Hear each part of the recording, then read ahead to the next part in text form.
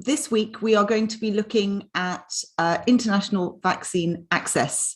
And we have two really incredible panels that I will very quickly introduce you to. On his way, I'm told, is Dr. David Nabarro. David Nabarro is co-director and chair of Global Health at Imperial College London's Institute of Global Health Innovation and strategic director of 4SD. In March 2020, he was appointed as a special envoy of WHO Director General on COVID-19. He's had over 40 years experience in international public health as a community-based practitioner, educator, public servant director and diplomat, and he was awarded the Commander of the Order of the British Empire, CBE, for his work on international public health in '92. We also have with us Catherine Deland. Catherine is a special advisor in the Office of the Executive Director, Outbreaks and Health Emergencies in the Office of the Director General of the WHO, focusing on the establishment of new WHO health emergencies programs. Between October 2014 and September 2015, Ms. Deland was the Chief of Staff of WHO Ebola's response, during which time she worked in the office of the WHO Special Representative of the Director General for the Ebola response, collaborating closely with governments of Guinea, Liberia, Mali, and Sierra Leone, the WHO offices in those nations, as well as the United Nations missions on emergency Ebola response and numerous other agencies to help eliminate Ebola in West Africa. So thank you for bringing your experience. And also in this panel is Dr. Ayode Alikija. Ayode is co-chair of the African Union African Vaccine Delivery Alliance for COVID-19 and Nigeria's former chief humanitarian coordinator. She is a published researcher and in collaboration with the WHO and UNICEF has led multi-country behavioral health systems across several nations in the Pacific region, the Pacific region. Dr. Alikija serves on the Global Advisory Board of Women Lift Health and is chief strategist Convince Africa. So thank you so much all. It took a while to go through those amazing bios just to show everyone what extraordinary wealth of knowledge we have with us. I've got the sun shining in my eyes, so I'll try and move slightly. And welcome, David. Thank you for joining us. To perhaps throw you straight into the deep end, if that's all right. My first question to all of you is, from your perspective, where are we now in terms of the pandemic? But in particular, where are we now in terms of ensuring equitable vaccine access everywhere? David, could I start with you? Thanks very much indeed. Greetings, everybody. We're still deep in the pandemic. I can't tell you whether we're 1/3 of the way in, 1/2 of the way in, but there's no way that I would say we are even remotely close to the end. Just the statistics are that we had in the last 24 hours, 337,000 new reported cases, 5,413 people died. And that is just 24 hours. Of course, there is some volatility, but the reality is the virus is in most countries and territories.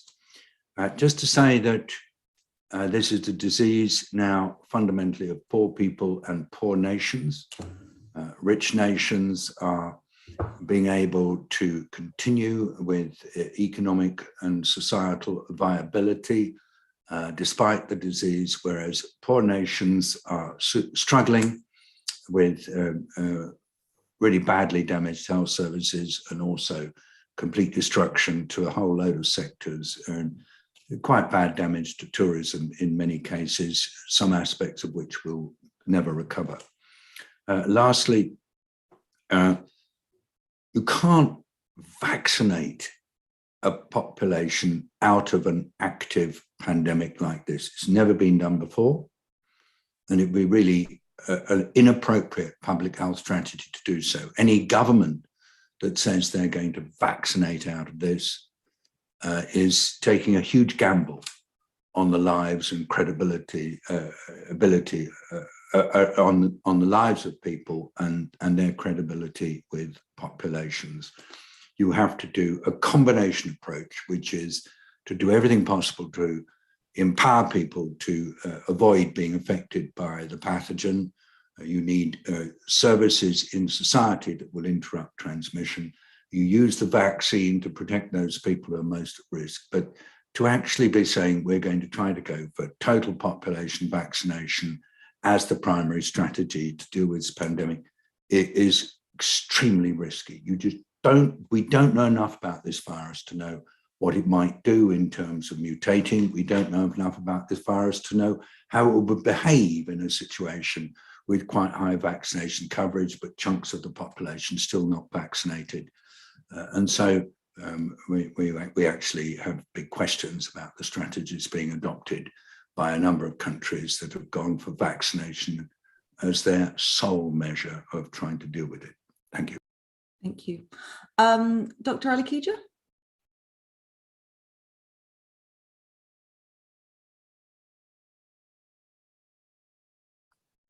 I couldn't agree more with David. I think he's absolutely correct. We don't understand, first of all, I've been saying since the beginning of this pandemic that we don't understand this virus. And to pretend that we do, I think it's okay to say that you don't know. And I think we have not done enough of that. We don't understand this virus. One of the other things that I have repeatedly said is that we're in a race between the virus variants and the vaccine. And until we vaccinate the world, the variants are very likely to take over. What we are seeing today is that those variants are bettering us. And with the rise of the Delta variant and now the AY 4.2, which we don't fully understand yet, we're seeing an upsurge, an uptick all over the world.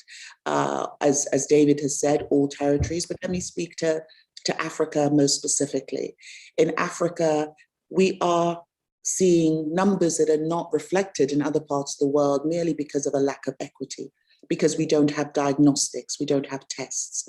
We're 1 in 20 Africans, we're told, has been vaccinated, as opposed to, I think, 4 to 5 times the population of the United States. That is 1 in 20, 1.3 billion people versus 4 to 5 times 300 plus million people. So the inequity gaps are very clear.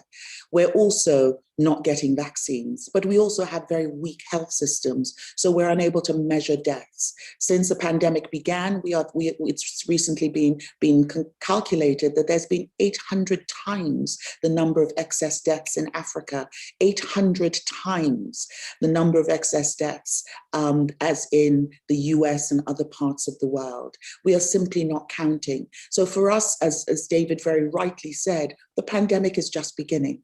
The pandemic is just beginning because, yes, it is becoming a pandemic of the poor. We are seeing health systems crumble under the pressure, even in Europe, you know, or the higher income countries of the world. As of today, Kiev is doubled their cremations, we're told, in the last couple of weeks. There's increasing numbers across Europe, and those waves will only continue to come to those of us who are unprotected. David also spoke to, you cannot vaccinate your way out of a pandemic, and that is absolutely correct. We need to maintain as a global community, and I say this as a global community, I mean, deliberately, we need to maintain as a global community the public health measures. It cannot be one plan goes for one country and another country goes where they want.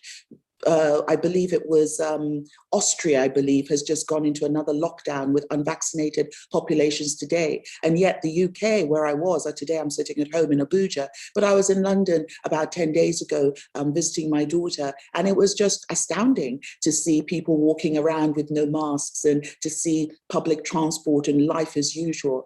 We will go on in an endless cycle of forever lockdowns and release of populations. We don't know where this virus is taking us. I believe it could be existential, because if you look at the measures, we're not learning the lessons from other jurisdictions. Geopolitics that seems to be not allowing us to share information in the ways that we should be sharing it. If you see what China is doing at the moment, it's terrifying to see the amount of care that they are taking with new infections. So what is it that they know that and what is it that their scientists know that we don't know? Why is it that we are not putting our heads together and learning the lessons? The pandemic is not over. Sadly, for many of us across the world, the effects of it are only just about to begin.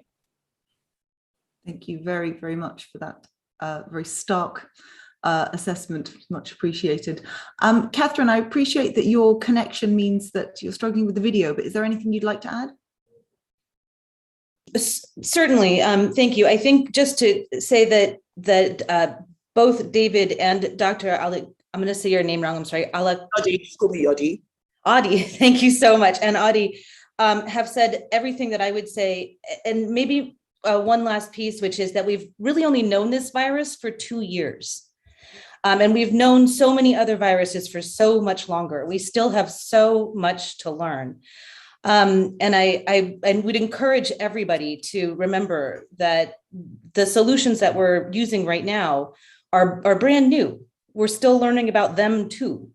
And so it's, I mean, the sort of vaccines and the diagnostics that we're using. So I think it's important that our minds continue to stay as open as they can as we think about solutions. And I guess just my last piece, and then I'll hand back over, is Adi just mentioned that there's a whole geopolitic around this. And I think it's important to remember that we're politicizing a virus. I mean, this is a virus that's going to behave the way viruses behave. It's not a person. It doesn't vote. It's not going to stay home because we all decide we'd like to go out. So the politicization is I think we have to begin to be, maybe reshape our thinking around that and reframe that. Thank you very much. Just a quick supplementary, if I may, perhaps to David. So in the UK, they've announced yesterday that now boosters are being given to all over 40s, partly in response to waning vaccine response after a number of months. Does the WHO have a recommendation around booster programs? And also, what does the waning of vaccine immunoresponse over time mean for the vaccine programs across the world? Thanks. So the way in which bodies respond to vaccines is quite complicated. You get antibodies produced, that the things that you can measure in the blood, and they tend to bind onto a virus and make it easier for the virus to be consumed by cells in the bodies that act as refuse disposers. But you also have actually cells in the body that can be primed by a vaccine and then can swarm towards the virus and surround it and actually lock it tight. And when that happens, you get a lot of pus formed and so on. So that's what's called the cell-mediated immunity. And there are indeed other mechanisms that I won't go into. And what I'm trying to say is that it's very hard to say of an individual as a result of a blood test, she or he is protected or she or he is not protected. And it's back to this business of not knowing for sure what's going on. So I've had my 2 doses. I've been asked by the French, because I live in France, to have a 3rd dose. Otherwise, my sanitary pass, as they call it, will not be valid from quite soon, in about a month's time, because it's 6 months and 15 days. So I'm going to have to get my booster. But I haven't got a clue whether I need a booster, because there's no easy way to test it. So why am I having to have a booster?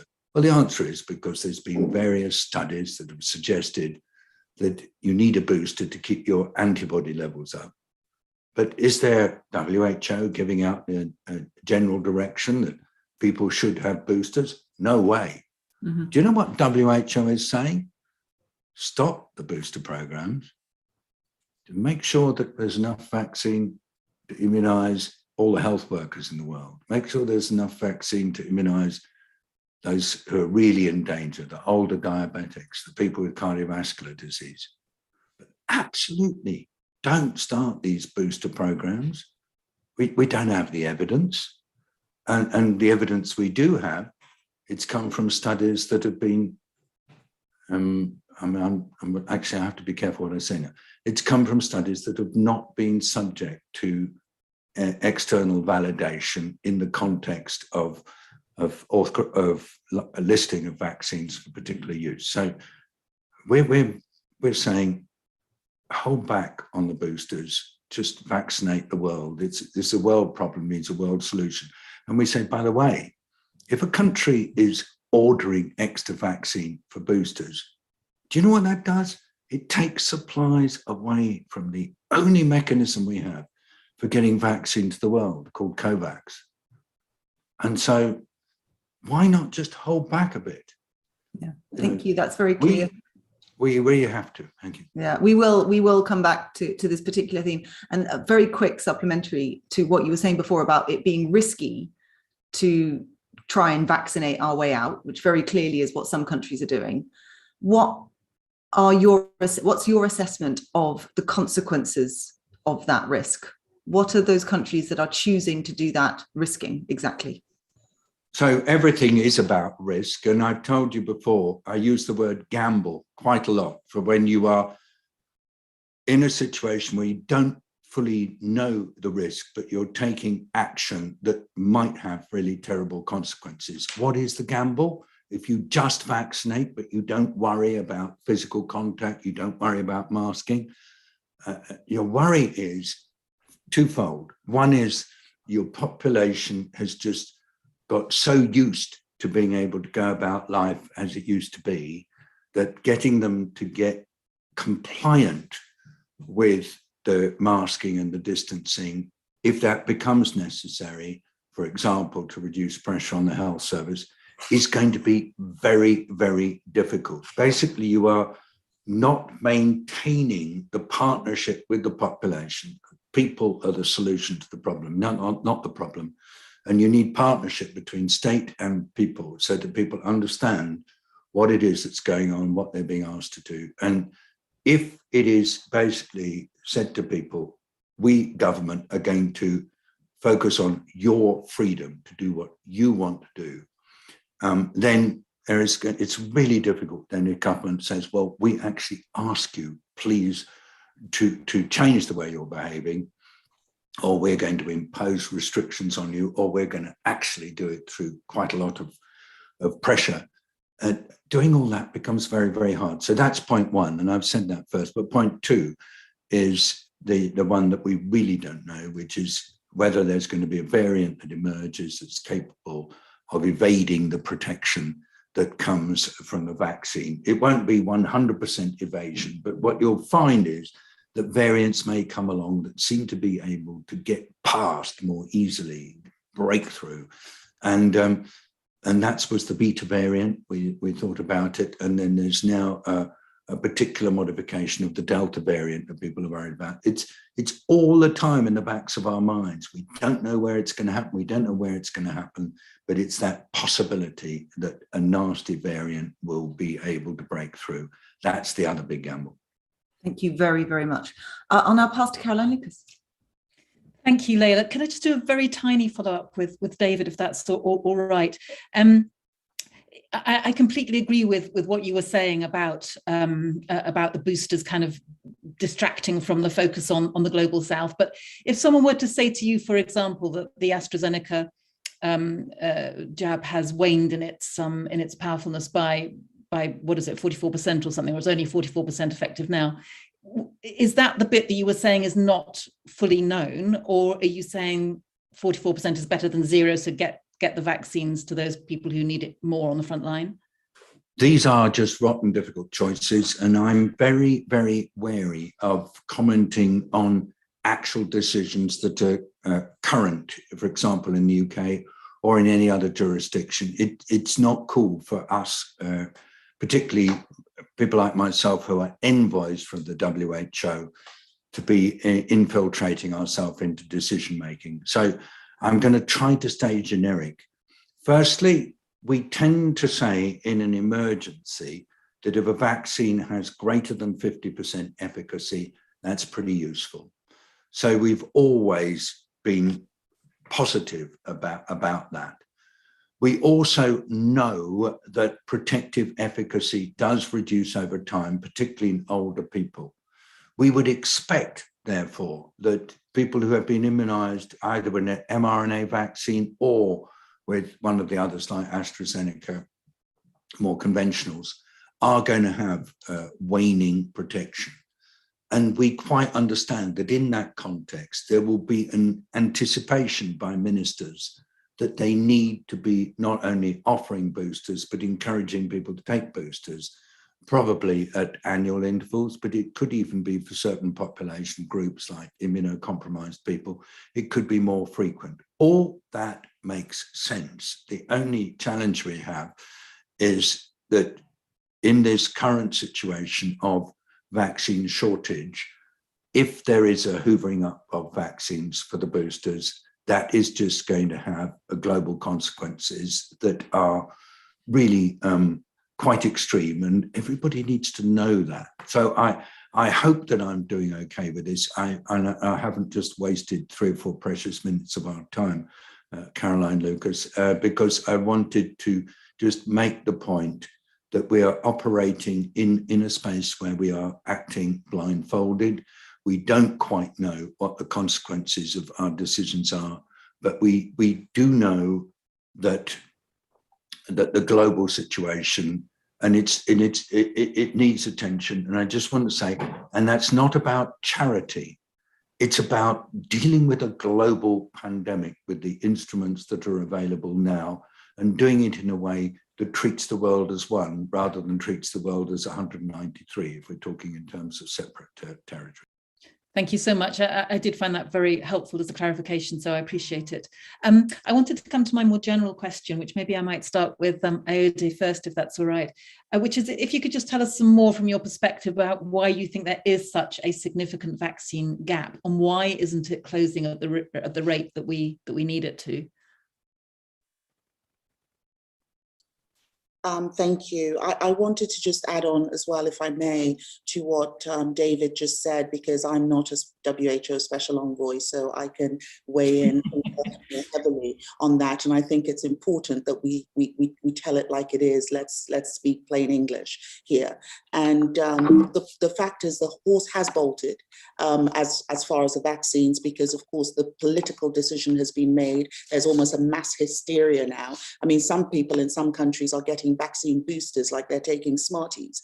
I mean, I personally know people who've had about 4 vaccines in some countries because, you know, the mass hysteria with, you know, this is what is going to protect us. And yet this is largely because we have failed to stand up and say we do not fully understand what is going on. The evidence is not showing that this is what we need to do, the full evidence. It has not stood up fully to scrutiny and let us vaccinate the world.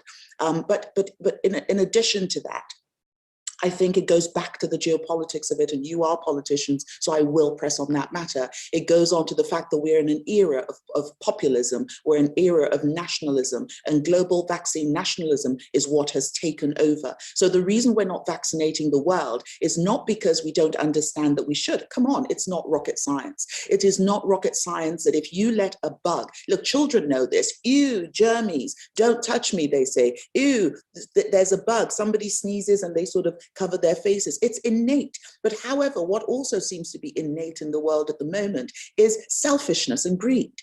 And so there's this intense selfishness that is going on around the world leaders, particularly, and G7 nations, where there hasn't been a global coordinated effort to ensure that we share vaccines in an equitable manner. As David already said, look, we're all preaching to the choir here. You know, let us vaccinate the elderly, let us vaccinate health workers, let us vaccinate the most vulnerable. Because why? Because they're the ones in whom the virus is probably most likely to I mean, I also studied medicine. I also studied epidemiology. I'm a global public health expert, over 30 years experience from the London School of Hygiene and Tropical Medicine. So, I mean, I actually went to school to learn this at one of your most eminent institutions. So I know what I'm talking about. I mean, it's going to mutate and it will get out of control. If you don't vaccinate people in Africa, we don't know what variants are being grown and developed in parts of the world where we have not vaccinated yet, because we're not even testing. And so for global leaders who think this is a good moment to sort of say, hey, I've got vaccines, we have as many vaccines as we need, and you can just keep getting boosters, and then you can go to the theatre, you can go to Christmas carols at the Royal Albert Hall, and you can go, you know, you can go wherever you want. You don't need to wear a mask, because they're wanting to appeal to the very base, to the very lowest common denominator in society.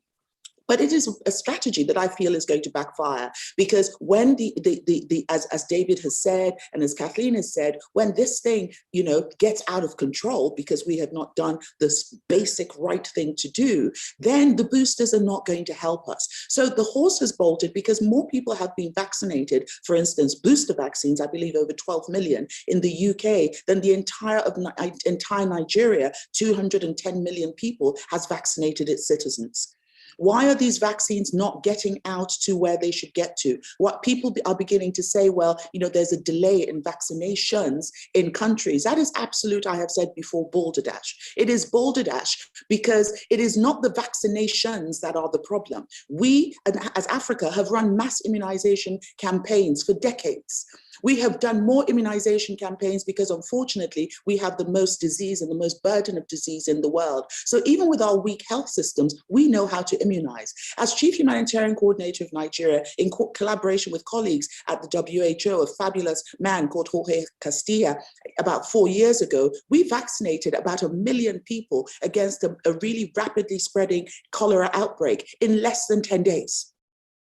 Because we had the vaccines. So nobody should tell me that we don't know how to vaccinate. But the issue is that there isn't a coordinated effort from the world to provide the vaccines that we need. Let me give you an example. Nigeria, at about 5, 6, 8 weeks ago, was vaccinating, getting the vaccine program ramped up, vaccinating about 120,000 people a day. Then came the short shelf life vaccines donated by the UK government because they needed to be seen to be donating vaccines because it was just before a big global meeting and your prime minister wanted to make an announcement. It's optics. It's all about optics at the moment. So there was a vaccine dump of about to expire vaccines into Nigeria. Because of that, the Moderna rollout of the vaccines that had come from America, 4.1 million of them, had to be stopped. It had to be halted because we didn't want to waste the AstraZeneca, which had less than a month to go on them. So Moderna had to be stopped. We're having to shift and change strategy. This is not just the UK. Other countries have done it. And so this is what I mean about a coordinated approach from the rich countries of the world. Let these development ministers and health and foreign ministers get together. They're meeting, I believe, in a couple of weeks in the final G7 meeting. Let them get together and say to each other, look, don't you just go and dump vaccines whenever you like in these various countries as your bilateral donations. Let us work in concert. Coordination is really not hard. Sometimes it feels like it's like herding cats, but it's only like herding cats if you are so invested in your own national interest that you are not looking at the global interest. So vaccines are not getting to the world in a timely manner. Vaccinations are not the problem. It is global solidarity which is the problem. And we need to really put that on record and put pressure on global leaders to ensure that we get back to where we need to be. Thank you. That was enormously powerful. Leila, would you like me to come back to you? Well, just to say, we've got 15 minutes left of this panel, unfortunately, and we've got a fair number of questions to go. So if you're happy to move on, that would be really helpful. Philippa Whitford. Thanks very much, Leila. If I can just stay with you, Ariadne, I had two questions, and you've actually already answered the second, which is how much of the issue is that we need to provide additional support, infrastructure, etc. But having come from the city that hosted COP26, it is very depressing that all the warm rhetoric of last spring of a global response to a global crisis has failed, when actually the climate crisis is going to be much harder than COVID. We really have let ourselves down. So from you and David, it still sounds as if the biggest barrier is supply of vaccines. So I would like to ask, is it because we still don't have enough production, and therefore what we're talking about is dose sharing and you getting almost out of date doses?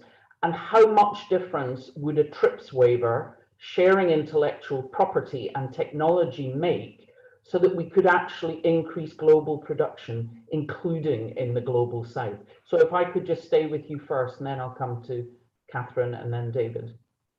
Thank you. I absolutely, I actually love the fact that you talked about Glasgow and COP26, because like COVID, like climate, these I think are two sides of the very same coin. What we're hearing is a lot of rhetoric, a lot of big promises, but very little in the way of delivery. I mean, climate is another passion of mine. I won't get into that right now, but it is the same thing. If we can't deal with COVID, how on earth are we going to deal with climate? But it is the same. It's the same syndrome. It is me first, and the rest of the world can go to blazes. About the support potentially needed for infrastructure, absolutely, there is further support needed, because countries, even, we're typically in Africa and in other LICs, as vaccination programs are mainly for children. We are having to ramp up about 4 to 5 times our vaccine infrastructure in systems that have been weakened already by COVID, in systems that have been hit by the economic downturn from the pandemic. Countries are bleeding. Countries are suffering across the world. We haven't had the social investment programs that you have had in many of the Western world. And so infrastructure has decayed, but the support is needed, and it is beginning to come, I believe, through Gavi and through COVAX for vaccinations. I say that we need to get vaccines from ports to arms. The Africa Vaccine Delivery Alliance that I chair is literally I say ports to arms. That is the goal, because a vaccine in a warehouse that is about to expire is of no use to me. What is the problem? It is supply, yes, and it is also production. Let me give you the example of Australia and Fiji, which is my second home. Australia produced AstraZeneca vaccines that by some weird fate or some political decision, actually wasn't fate, they decided they did not want to give AstraZeneca vaccines to anybody under 60. So they started to give those vaccines that they were producing in Melbourne to the Pacific Islands and to Fiji, which at that point was having the worst outbreak per capita in the world. Those regionally produced vaccines in Australia, when AstraZeneca and Covishield had shut down out of India because of their internal problem, and because COVAX at that time it's really struggling with supply, COVAX only gave Fiji at that stage 12,000 vaccines. To date, Fiji has received over 1.1 million AstraZeneca vaccines directly from a local regional production facility. This is why we need the TRIPS waiver. This is why we need tech transfer. Because if I can produce vaccines in Senegal, in Lagos, in Burundi, then it means that Africa is not sitting around waiting for vaccines to come, waiting for charity. What we need in this instance is partnership and not charity. TRIPS waiver and the transfer of technology, to my mind, should be mandated. These vaccines are a public global good. It should be mandated of those companies, and there should be absolutely no talk of them losing profits in a pandemic. It is inhumane, it is immoral, and quite frankly, it is also quite stupid. And there should be consequences for stupidity. We need accountability in this moment, and we need it now. Thank you. Especially as many of these vaccines were actually developed with huge input of public funds from governments around the world. So, if you look back at the polio vaccine, if you look at the development of X-rays or penicillin, we've had lots of moments in time where people have not patented and not gone for profit. Catherine, would you like to add anything before I come to David? Super briefly, because I want to make sure David has a moment, but my background is in law and public health. So the TRIPS waivers are close to my heart. And I might say that when we talk about TRIPS waivers, I really want to emphasize the point that Adi just made, which is this isn't just about COVID. This is about long-term development functionality. And it's not just about TRIPS waivers. It's about supporting the manufacturer locally of things that can be exported and used locally, whether locally is regionally or in a country. And one of the ways to do that is to be flexible with things like waivers on TRIPS, particularly in emergency spaces. I think there's a lot of other pieces that would have to be fit in. I'm reluctant to focus entirely on TRIPS because I think there's supply chain issues and development of technology transfer and all sorts that would also have to go in there. But just to emphasize, it's not just about this one. It's about the next one. Absolutely. And David, anything you would like to add? Thank you. Just let's focus on the problem now. Let's say I'm running COVAX, or I'm at the center of the African Vaccine Acquisition Trust, AVAT. What am I worried about? I'm worried just about one thing: the predictability and dependability of my supplies. And truthfully, as you just heard from Heidi, having a dependency on donations is awful. My friend who is in charge of the medical stores in Uganda is having to go to the airport day after day because he has rumors that a donation is coming. And it's a terrible mess then to try to organize a vaccination program with this problem of short expiry dates and different vaccines coming in with different storage requirements. Why on earth won't governments put their supplies through COVAX so that we got a chance of predictability and dependability? Do you know what it would take to just reach the 10% target quickly now globally? It's 500,000 doses of one of the listed vaccines. Do you know what amount of production, global production, is 500,000 doses right now? It's 10 days. So all it requires is all these governments that are pushing to the front of the queue with the current companies upping their bid price to say, hang on, we'll just defer for a month. And then they could actually give their place, if they're necessary, they could also give their place in the queue to COVAX rather than grabbing it for themselves. 10 days of production would lead to the 10% target being fulfilled. And it would be possible to get the 40% target fulfilled with a similar bit of discipline by rich nations. It's an unseemly scramble at the moment. Do you think that we still need to increase the production sites globally rather than I'm going to over the doses? Totally agree with colleagues that everything else they've said is absolutely right. So I'll just say it straight from my point of view. Of course, there has to be sharing of the capacity and therefore the intellectual property on these kinds of goods. Of course there has to be, because of the market failure that we have at the moment. It's so bad, and all the different waiver systems that were built into TRIPS some years ago, I was involved in this, are actually designed to deal with this kind of market failure. I mean, in no way can the present situation be seen as anything other than a complete failure of the international system, and therefore what Catherine and what Aodi have said, I totally agree with. Thank you very much. Back to you, Leila. Thank you very much, Debbie Abrams. Thank you. Very, very briefly. First of all, I actually agree with what's been said about the issues around geopolitics and populism, nationalism, but also in terms of what you've also said about variants. So recognising those two different issues, has there been any scenario analysis in terms of the risks of an unvaccinated global population versus the 10, 20, 30, 40% global target, and the risk to emerging variants? And if not, can there be? So my colleagues in the WHO Secretariat actually are doing two things. One, they do regular scenario analyses going through different possibilities, and that includes the sort of hope that the thing will suddenly reduce in its potency and will calm down, which is what we'd love to see happening. And then to the other extreme of a really unpleasant variant emerging. It's just that quantifying this is so hard. You know, what is the probability that this variant will happen? Super hard. But yes, the potential impact, that work is being done. And what I can't do is I can't share it with you. I mean, it's done quite carefully.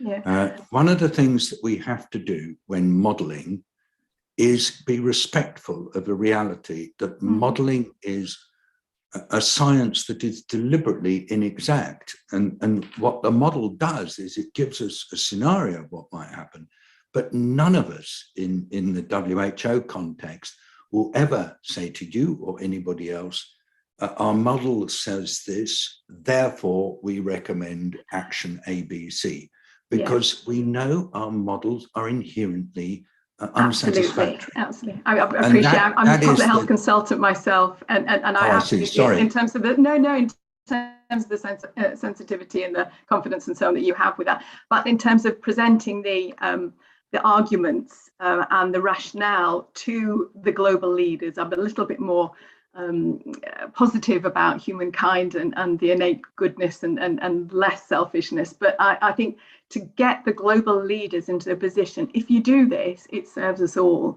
We don't want the risk of emerging variants, and this is what we think within these confidence intervals, the risk that could be. And I think that would be incredibly... Okay, I take that back.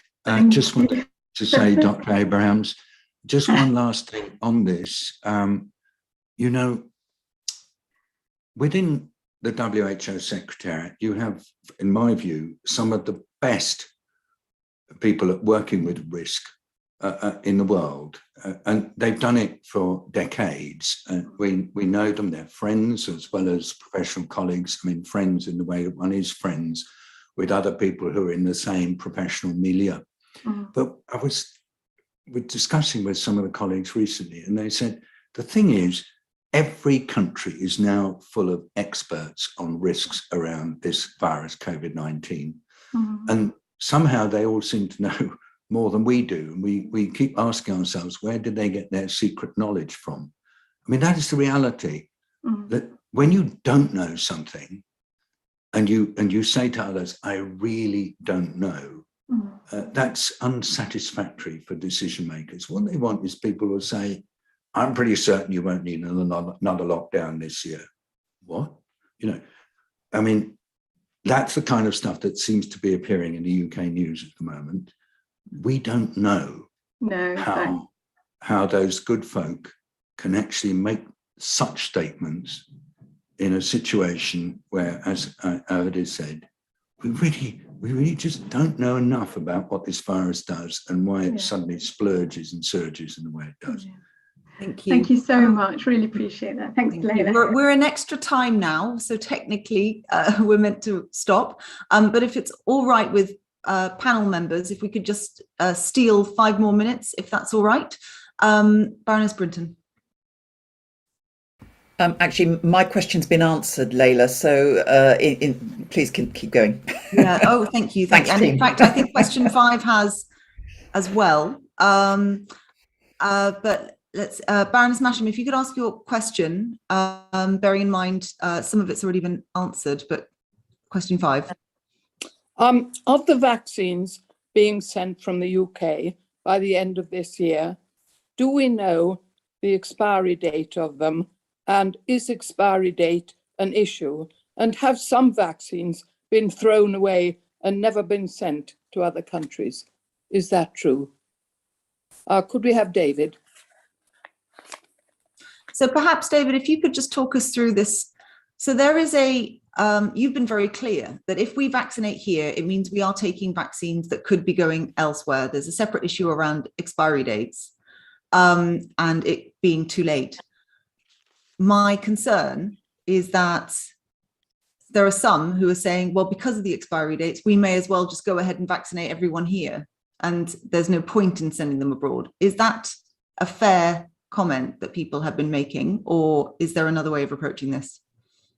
I'm just going to just say, whenever you're doing this kind of work, expiry dates are an issue.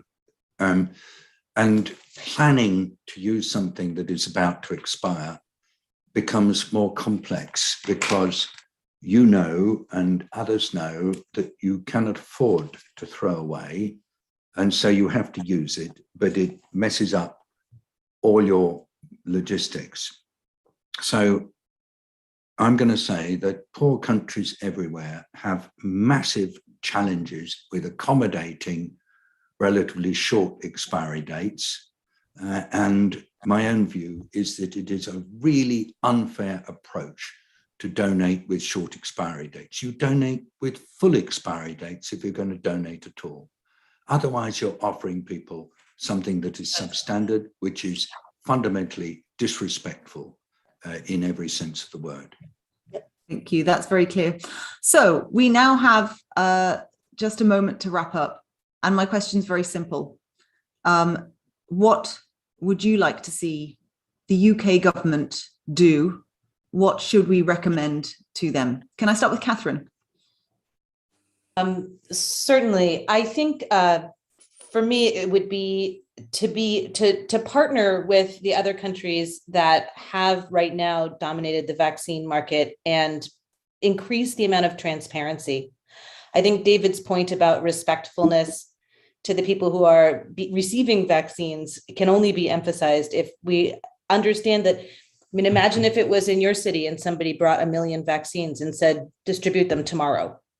I think it's hard to imagine any of us being ready. So increasing the level of transparency and increasing the level of opportunity for people to plan.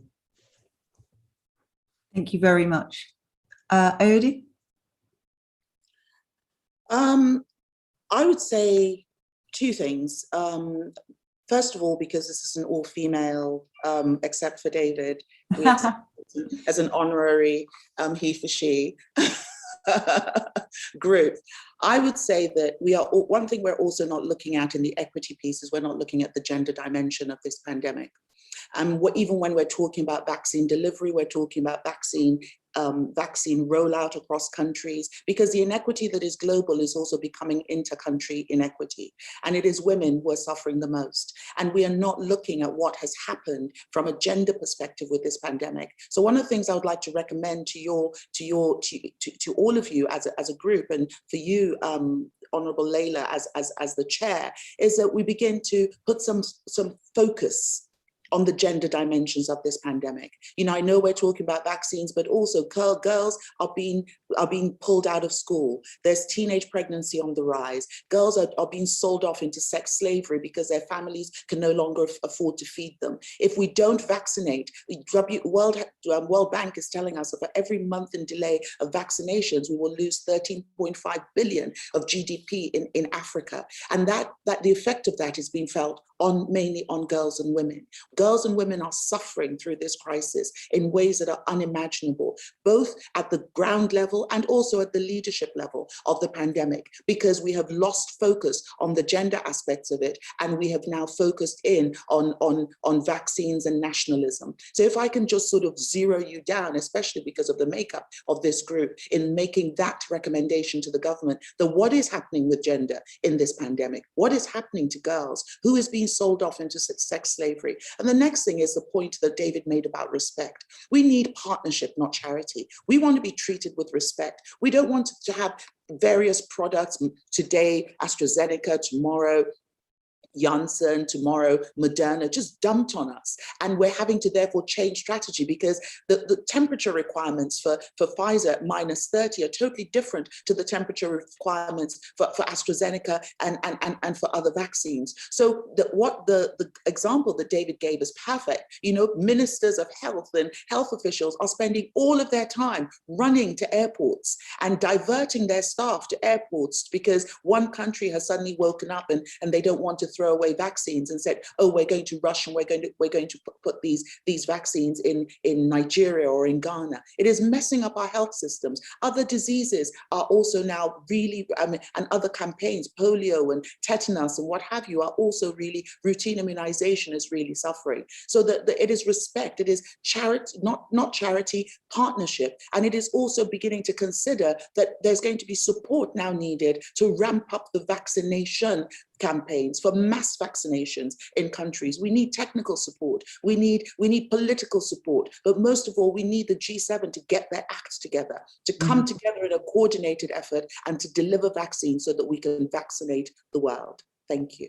Thank you very much. And David, last word. Thank you very much. It's been wonderful to meet you all. I believe that you are all really, really important leaders for the UK on behalf of the UK.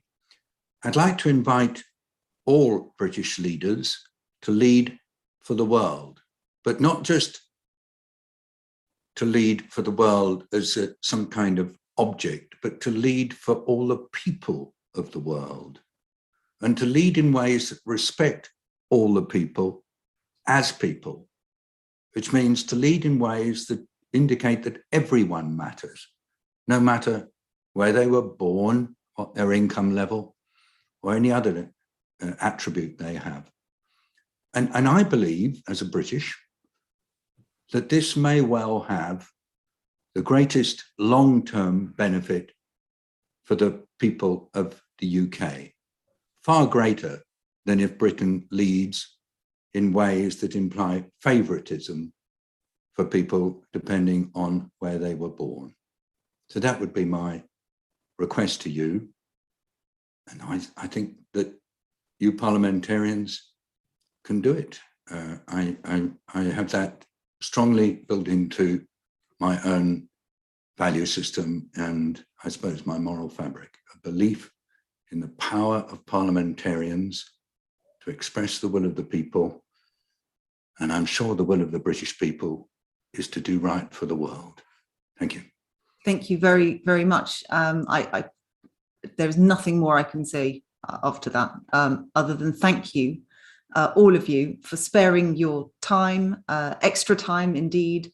Absolutely fascinating panel. You are very busy people, and we appreciate immensely you taking the time to be with us this morning. We can only hope to live up to your view of us, David, and we will certainly try. Thank you all again, and I'm now going to move to the second panel. You are all very welcome to stay. We shan't be offended if you won't. So if I may now move, as I say, to the second panel. I do apologise for starting a bit later. We will do our best to catch up the time, and we have an equally esteemed panel for the second session. We have with us Eva Kadili. Eva's the director of UNICEF's Supply Division, based in Copenhagen in Denmark, and oversees UNICEF's global supply chain functions. She's responsible for the management of UNICEF's supply response to humanitarian crises, and is presently leading the organization's strategic procurement and logistics emergency response to the pandemic. You're very welcome, Eva.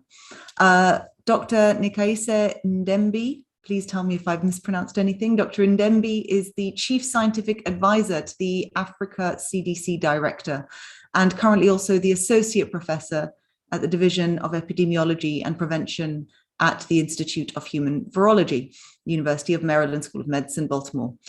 He attends the partnerships of the African vaccine manufacturing in Africa.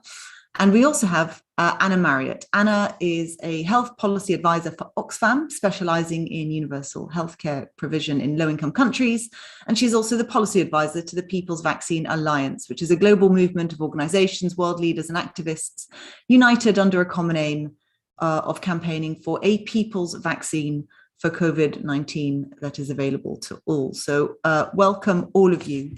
Thank you so much for joining us.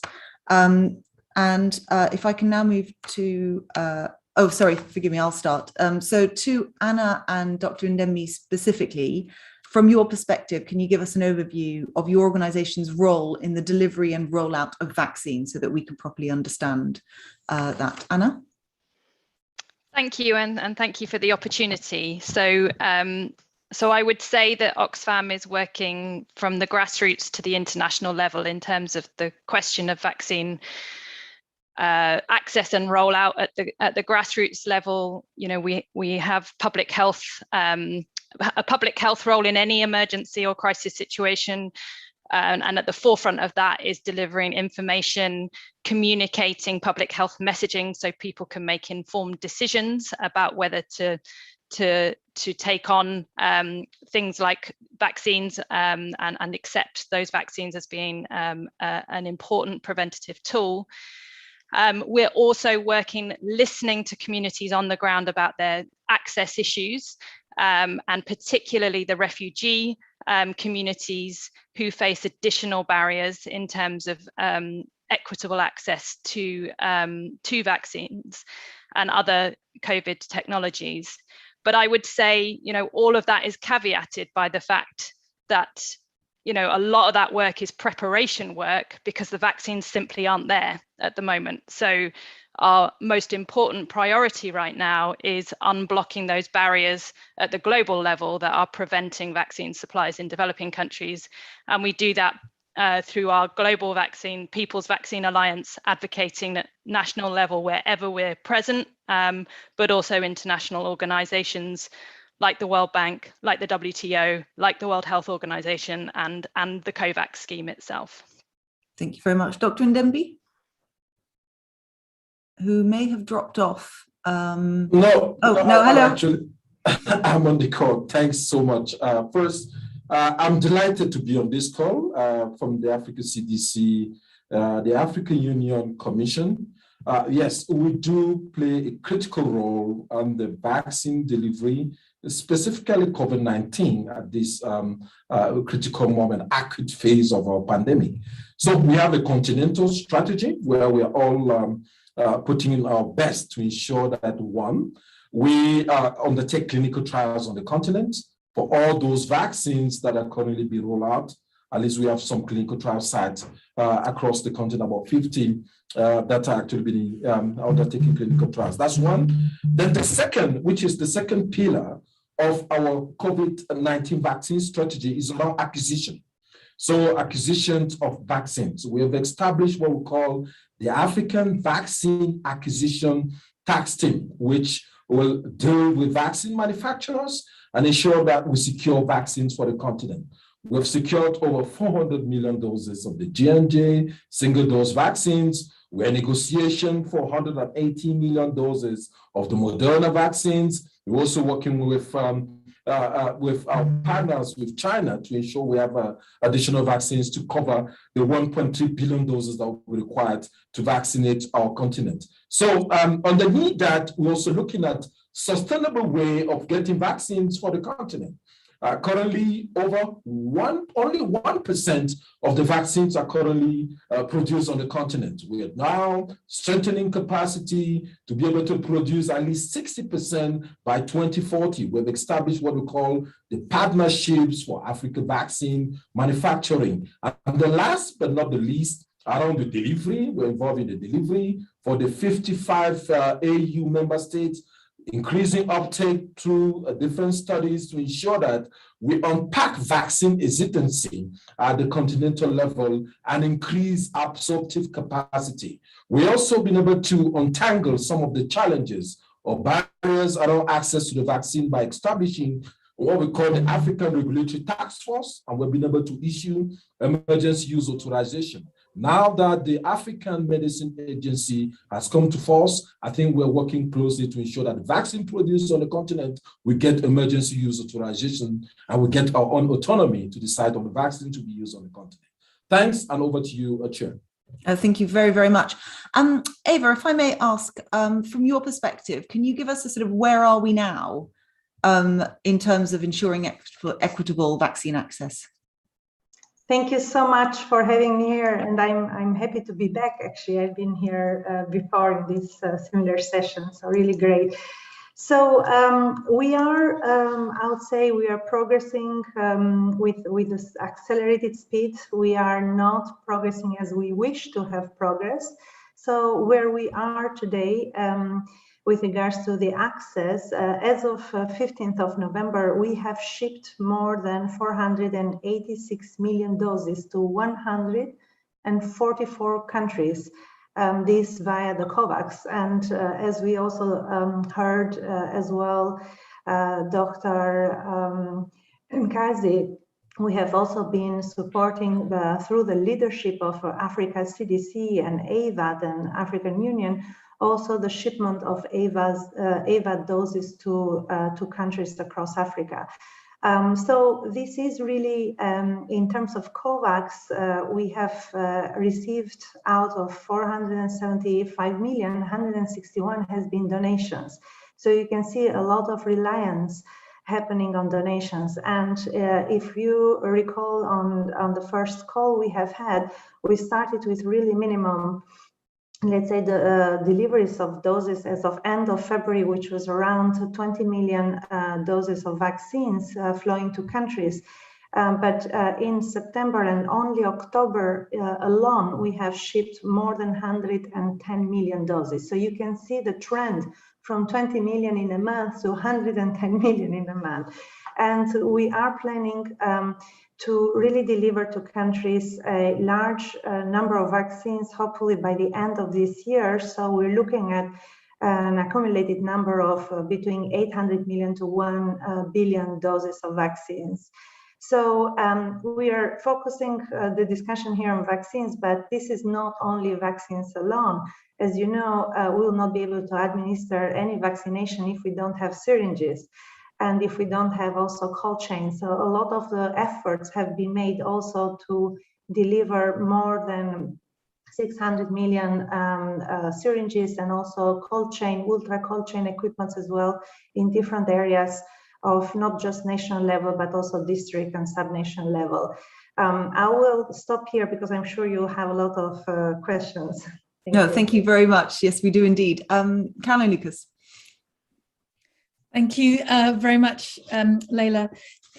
Yes, so I wanted to talk about the massive kind of vaccine gap, and those of you who will have been listening to the earlier session will know that we covered some of that as well then. But to Anna and Nikesa in particular, we know across the rich world more than 60% of the population have been fully vaccinated, but in Africa, the WHO's overall figure is just 4.4%. So can you tell us how you think we got here?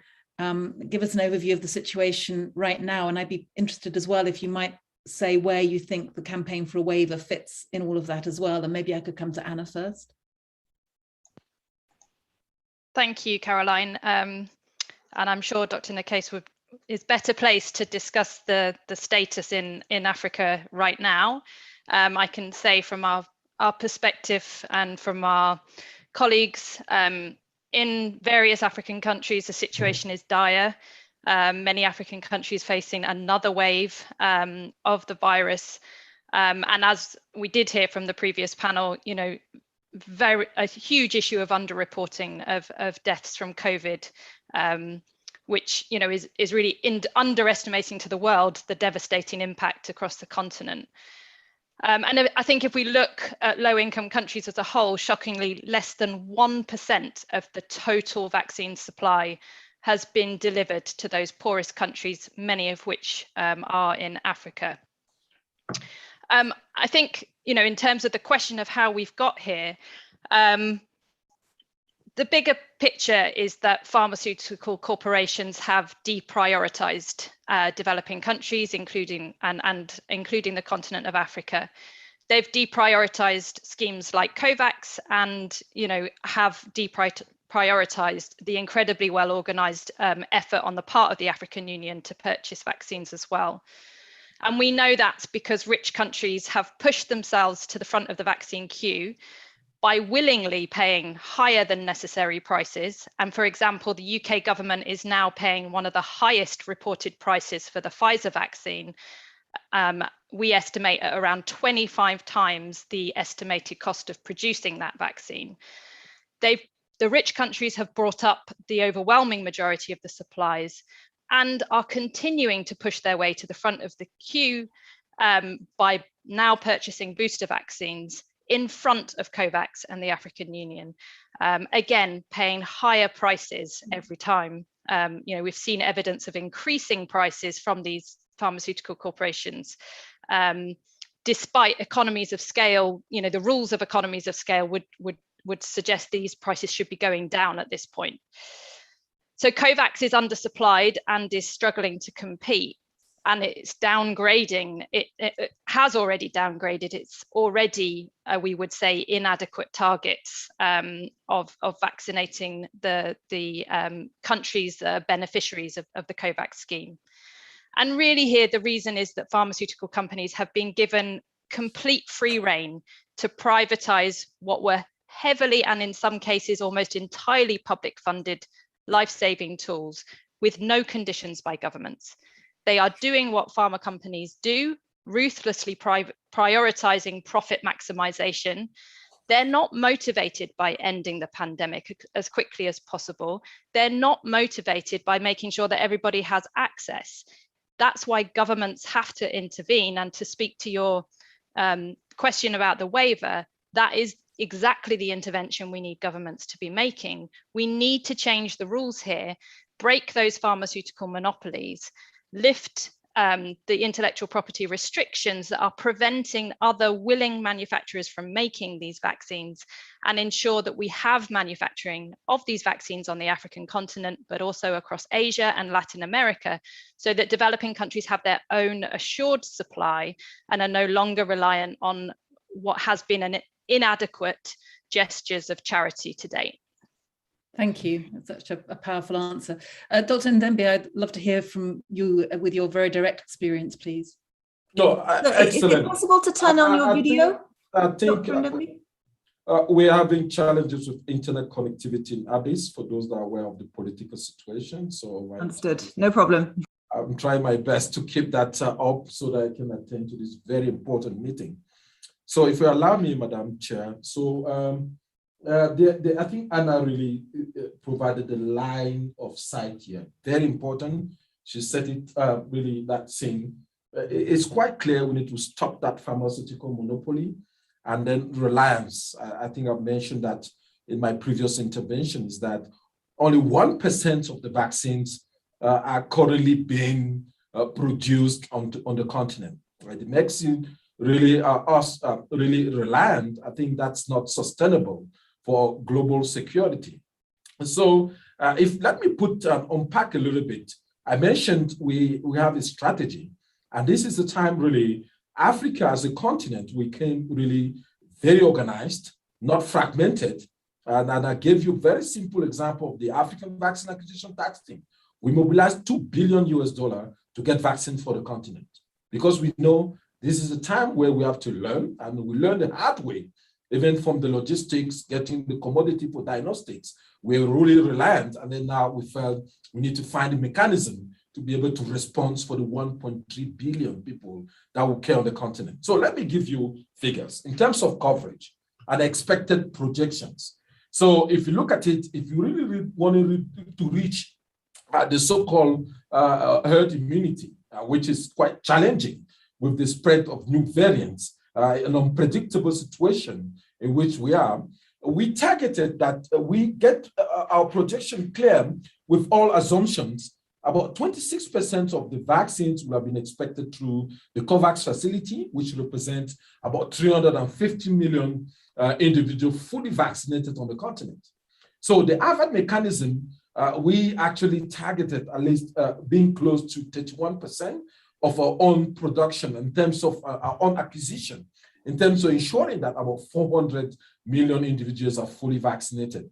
And then with that, we were close to a gap of about 15%, which represents about 150 million individuals on the continent to be vaccinated. So I'm just putting those figures to tell you, as we speak, I think if we're expecting those vaccines to come through the COVAX facility, we wouldn't have been where we are currently, because we haven't received as much as vaccine that we expected. And we do understand the challenges from the COVAX facility, primarily to what Anna just mentioned, that pharmaceutical monopoly. I think with that, we need to start bridging, really breaking some of these rules, moving forward, having access to the technology. As we speak, close to 17 African member states have expressed an interest into vaccine manufacturing.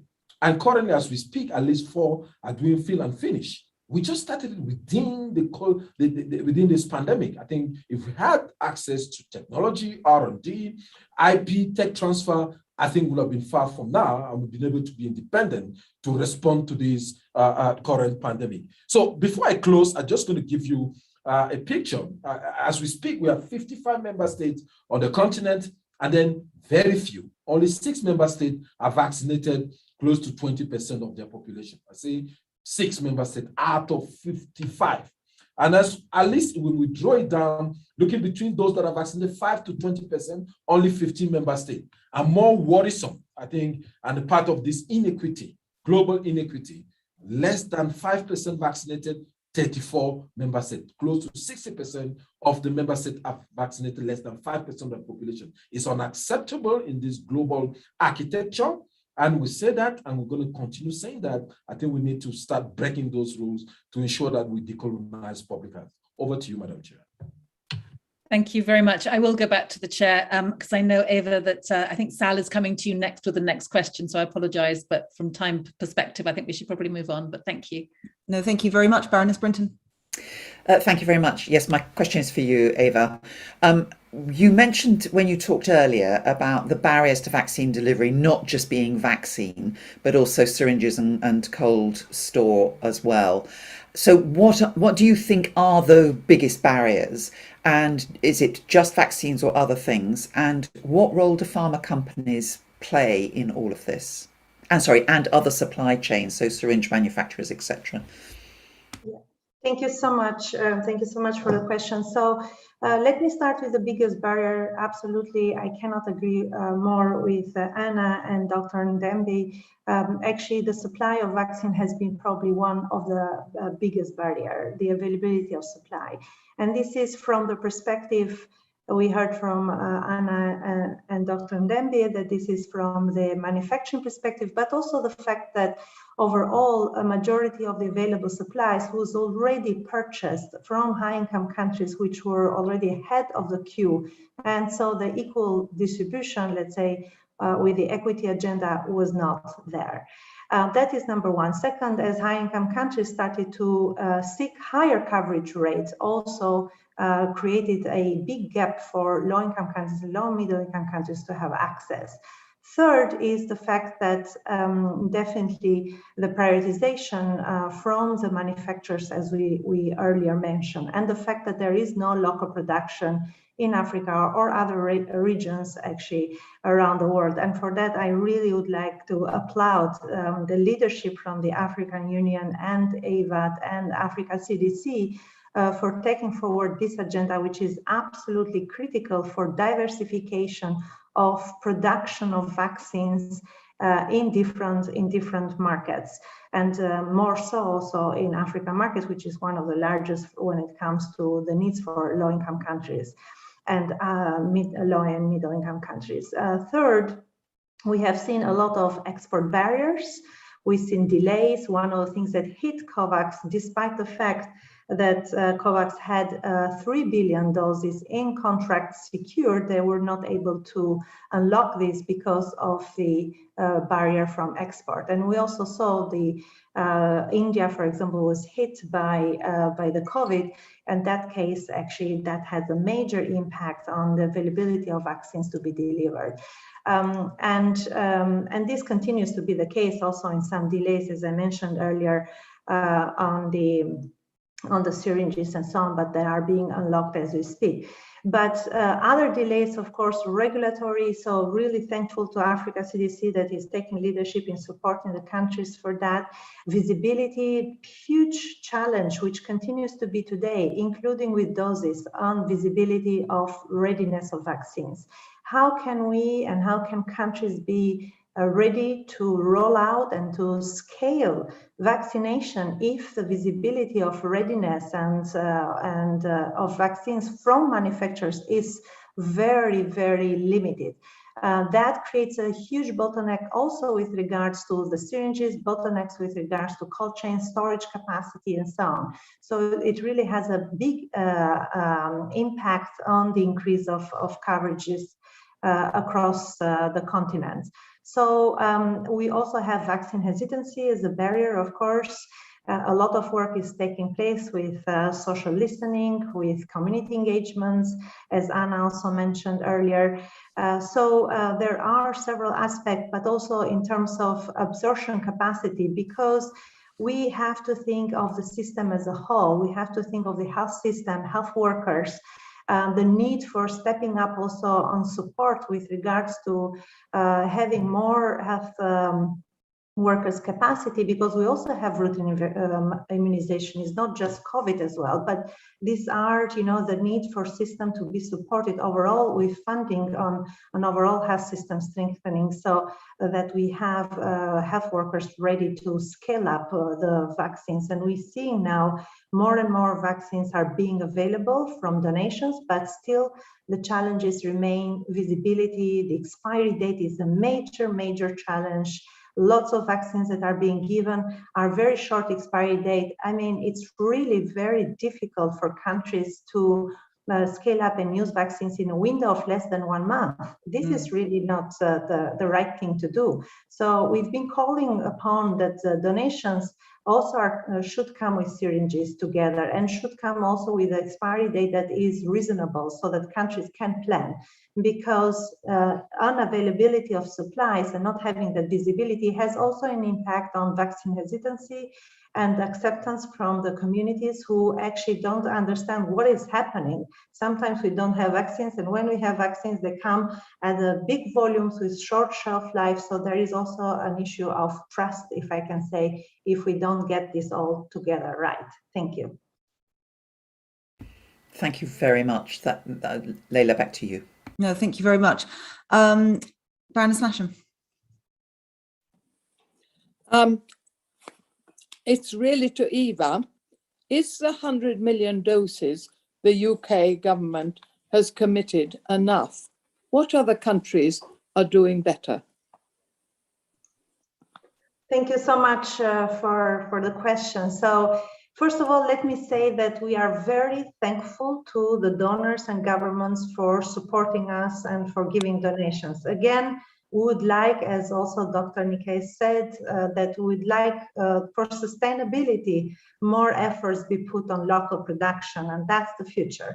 But to immediately cover the immediate gap, I think donations have been absolutely critical to really increase access. So again, thankful to the UK government. We would like to see, if possible, accelerating those donation of 100 million as early as possible. There is the plan for initial 30 million before the end of the year. If we can increase that more, it will be fantastic, but also probably looking at the possibility of having those donations with expiry date that are reasonable, so that we can have countries really take benefit of that and immediately scale up utilization and protect the health workers. So I would say the UK government can really help us by increasing probably even further readiness of this 100 million as soon as possible. Thank you. Thank you very much. Thank you very much. So now I've got a question for all of you, and as I do this, perhaps there were some comments you'd like to make on previous. Madam Chair? Yes. If you may, I would like to make a brief comment on the yes, go ahead. Expiry date. I think it's quite important. I wasn't there for the previous discussions. I'm joining the second session. That we put in the context. We really appreciate all the donations. I think it's quite, we need, as I mentioned, we have a 15% gap to meet our target of vaccinating at least 60%, 70% of the African population. But Madam Chair, I just want to be sure that we have some of these numbers to make some informed decisions around the expiry. As we speak, close to 700,000 doses have expired on the continent. And those are linked to donation with short shelf life. I think I've heard someone say this is not good. We have to be respectful of the partnership as part of the new public health order. If we give us the vaccines that require 14 days to clear from customs, and with a short shelf life of only a week or so, it's not manageable. We are putting strains on the health system. We're not helping the system in that way. Indirectly, we mean we're not just helping by donating vaccines that will expire. That could have been probably used for other purposes. I just want to be very clear. It's we're good for donations, accepting donations, but really you have to come with very acceptable, appropriate, really to enable us move forward. This is Africa, and it takes days and weeks for those that have been here to move goods from one point to the other. We don't have DHL to do that across the rural areas. As we speak, Madam, more than 2.5 million doses are at risk of expiring this month and next month. So more donations close to expiry date, we're going to really hamper the entire vaccine hesitancy and acceptance. If people are aware that we're destroying vaccines, they are sure that something is wrong. I mean, the common sense people, I think if they think these vaccines are for public good and they were seeing them destroyed That's not going to build confidence. It's not doing good for all and then for the entire continent. I just wanted to be sure that I put the numbers against the fact. Thank you. That's very clear. And I'll come to you, Anna. As a supplementary, if I may, was I right in hearing that you are aware of vaccines that came with a week's expiry? Did I hear that correctly? There have been reports that vaccines have been delivered. I mean, I think that Eva would be more qualified to speak to this issue, but there have been reports of that.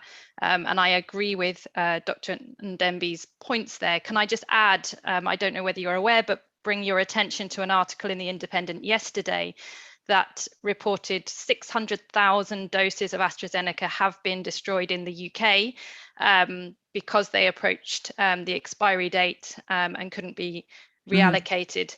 And I would just say on the donations point, at last count just a couple of weeks ago, the UK government has only delivered 10% of their promised donations.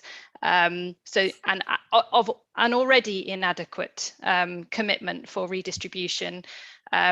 But I would also just add that there is evidence emerging that pharmaceutical corporations in some cases are blocking the donations. There was a letter sent from a state secretary in Germany to the European Union saying that companies, particularly the mRNA producers, were blocking using conditions in contracts to restrict donations. And I think that this should be something that is raised in the UK context to understand whether the UK government is also facing any of those kinds of barriers on the part of pharmaceutical companies. Because let's remember the mantra, the new narrative from the big pharmaceutical companies is that we now have enough doses, and the case is all about redistribution. And if they're blocking the redistribution, that's kind of hypocrisy of the worst kind. So I think that is something that I would urge you to ask questions on and challenge the UK government on, because, from what we've seen from Germany, that is really, really obscene behaviour on the part of the companies. Yeah, thank you very much, Anna. We will certainly follow up with you on that. Eva, you want to come in? Yes, I just want to say on the expiry date. So the average that we have been receiving has been 2.5 months of expiry shelf life. Mm-hmm. There has been some exceptions. I mean, some cases that has been 1 month short shelf life. So in general, we haven't seen the cases of 1 week or so. But I just want to say that we have been struggling a lot to move doses from DRC to other countries just to make sure that they don't expire in country, and looking around to find them home. And this is not the right way of using the energy and the focus and so on. And it's also more expensive. So, but also the most important is actually to do this in a right way, respectful way, and have realistic expiry date, which actually builds the trust of communities as well.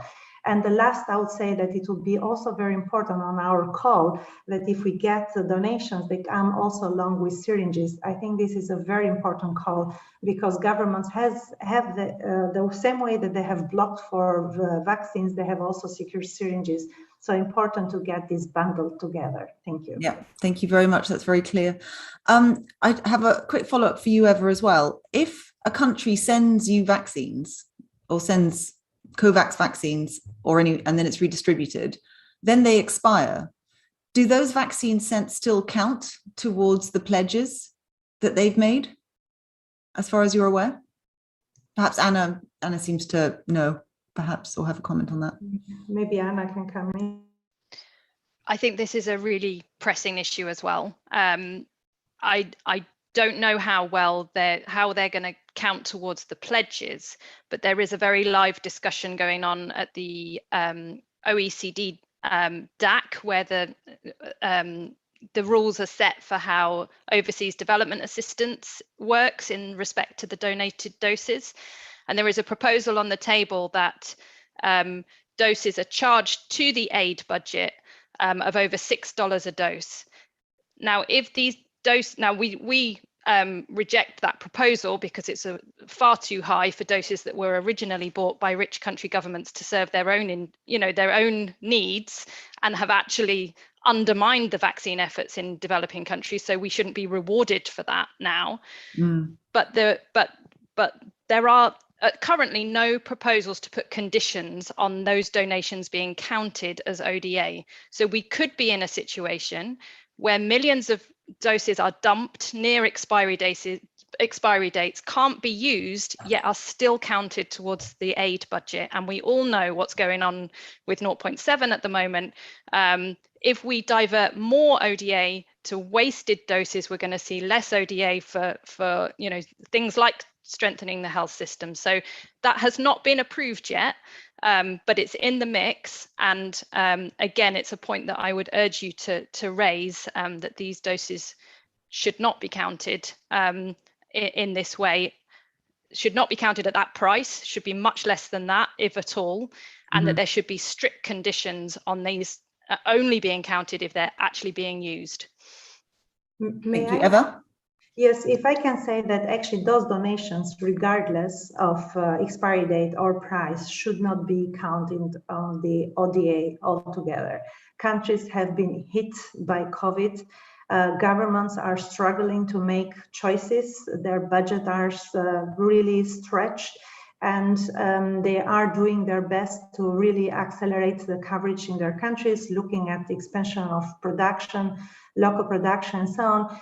If the governments, if this is going to be counted on the ODA, the ones that are going to suffer are going to be the essential services for children. That is absolutely going to be the case. So we count on your voice to really advocate for this not being the case. Thank you. No, thank you very much. If I could now invite you all to let us know, is there anything that hasn't been said that you're dying to tell us? And if there isn't anything substantial like that, if you had Boris Johnson in an elevator for 30 seconds, what would you say? Perhaps I could start with Anna. I would tell him that greed and capitalism is not the reason why we have such a rapid development of vaccines. It was publicly financed. In the case of AstraZeneca, 97% publicly financed. It's actually greed and capitalism that is blocking the equitable rollout of vaccines, the sufficient supply for developing countries. And the UK government, shamefully, is one of a handful of governments that is blocking the real systemic solutions to global vaccine access in the midst of a pandemic where people are dying now. Health workers are on the front line with no vaccines trying to save lives. They're not protected themselves. So this is a shameful and short-sighted vaccine nationalism on the part of countries like the UK government. So what we immediately need to see, given that we have a very important World Trade Organization ministerial coming up in just a couple of weeks in Geneva, we need to see the UK government switching sides here. They need to back the TRIPS waiver wholeheartedly, so that those manufacturers across the world that have expressed and come forward, those governments that have said we have manufacturers now that could be making these vaccines, if the legal rights are shared and if the technology is shared, we could be ramping up production now. We need them to support that. And then the second, pressing issue, especially in light of the fact that AstraZeneca has now broken its promise and it will now be charging for-profit prices from this point forward. It made a promise it would not profit during the pandemic, and the pandemic is not over, and it has now broken that promise. We need to see the UK government insisting that companies like AstraZeneca, but also GSK, as well as institutions like the Oxford University, partner with the World Health Organization, share the technology with the World Health Organization so it can be transferred to manufacturers in Africa, in Asia, and in Latin America. So those are two priority actions that we want to see the UK government supporting. Thank you. Thank you very much. Dr. Ndembi? Is he there, Dr. Ndembi? Any last words from you? Madam Chair, thanks. I think I have 2 points. Go ahead.